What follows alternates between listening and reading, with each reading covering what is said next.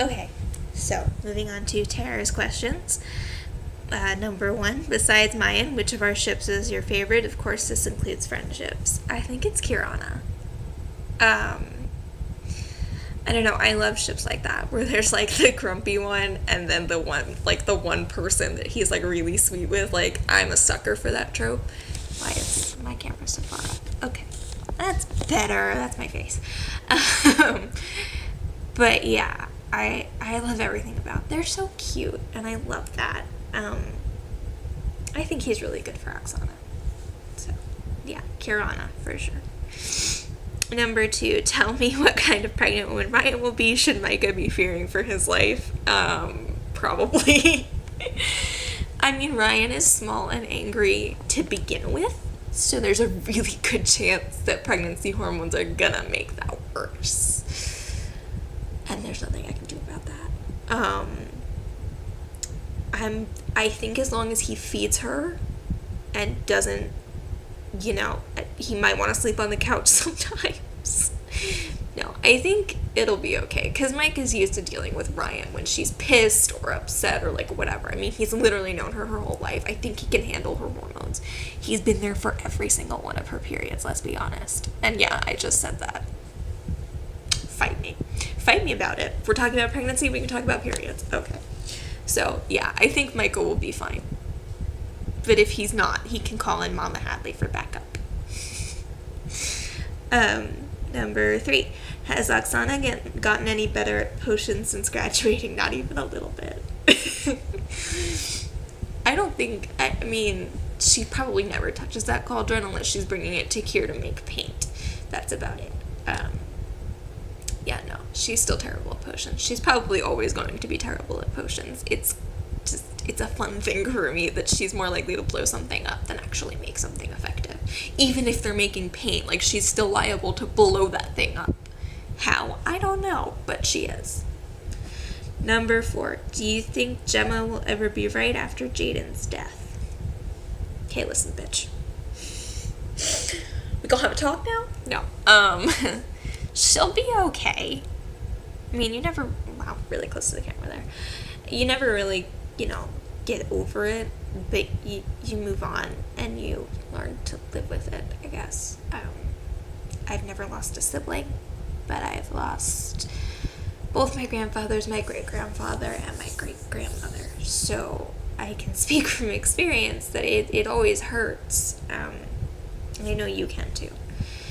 But, at some point you reach a state of being okay and living your life. It's always there in the back of your mind. But so yeah, she'll be okay. And she has Mile to get her through it. Number 5, Kinsey and Harper. We need some cousin plottage. What do you say? Yes! Give it to me. Give me. Right here. Come on. I love Kinsey, and I'm really excited to get more plots with her. So yeah, definitely give me whatever you got. Let's do this. Okay. And then number 6, since I always say I'm not an adult yet, when does a wild kitty become an adult? When she feels like it. No, I'm just really, I don't know. I don't feel like one yet. Like, I honestly don't. I still feel like a kid. And I know that technically I'm an adult. But, I think that has a lot to do with, like, where you are in life. I don't think that I've reached that yet. Sorry, I'm sitting on my phone charger and it's pulling my surge protector. So yeah. I don't know when exactly. I assume I'll get there at some point. Maybe when I graduate college. I don't know. I got distracted by my curls. So I have plenty of time left. So I'm going to answer Razz's questions now. Razz's number 1 is thoughts on Malice. Fight me about it. I don't want to fight you about her. I love that we asked each other the same first question, though. Like, that's hilarious to me. I love them. So why do I do this? What is this? I don't pray like that. But yeah, I love them.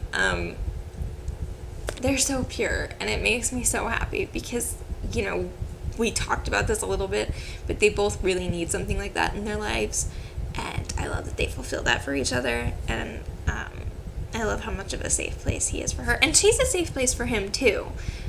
We've discussed this, you know. So yeah, safe places and doggy cuddles and the cow. I love the cow. That was such a random headcanon, and I'm so glad that she just like went along with it. And then Maggie in his backpack, that one too. So yeah, my thoughts are pretty much just that I love them. I love everything about them. I'm really glad we kept them together. Thank you for not blowing that up. Again, I'm doing it again. But thank you for not blowing that up with asshole Dallas. Very grateful for that. Number 2, if Kate had gone to Gemma first, meaning before Miles, do you think she would have been happy with him?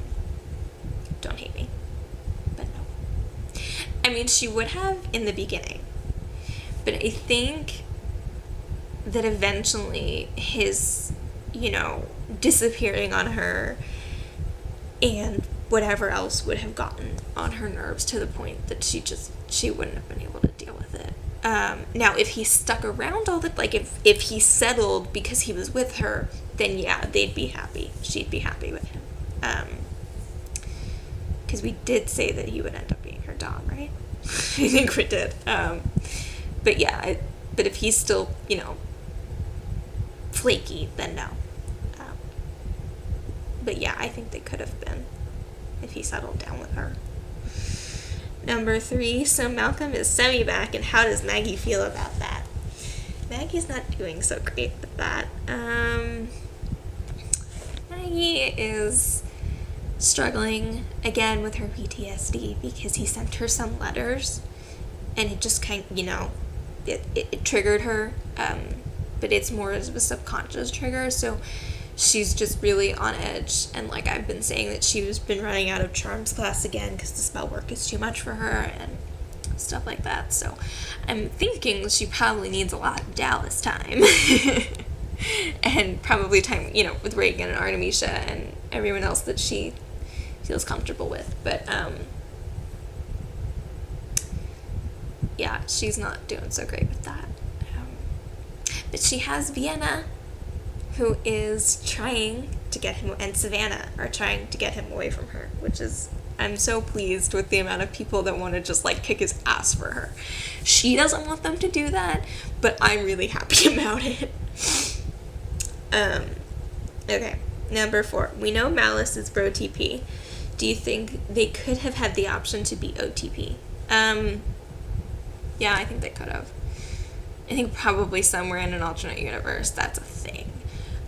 They're really good for each other, but I also, I super love that they're bro TP, and I super love that they're not going to be Rom at any point, at least not in canon universe, because, I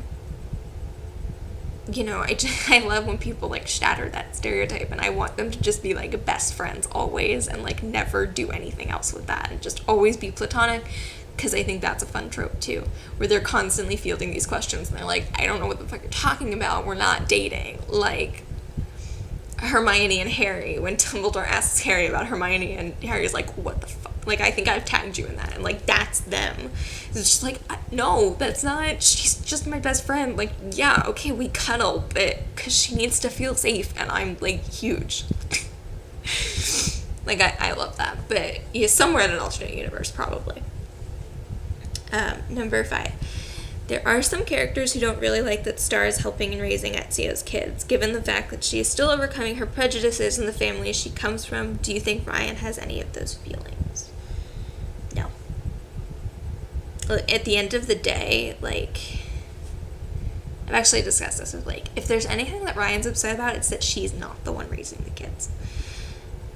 Because Blake and I talked about this, and it was basically, if it wasn't Nixon, it was going to be Ryan. So, and I think she would also only be pissed if she wasn't in their lives, and she is. We made sure of that. Star brings her the kids and everything. So, no, I think it's fine. I don't think she's worried about the prejudices.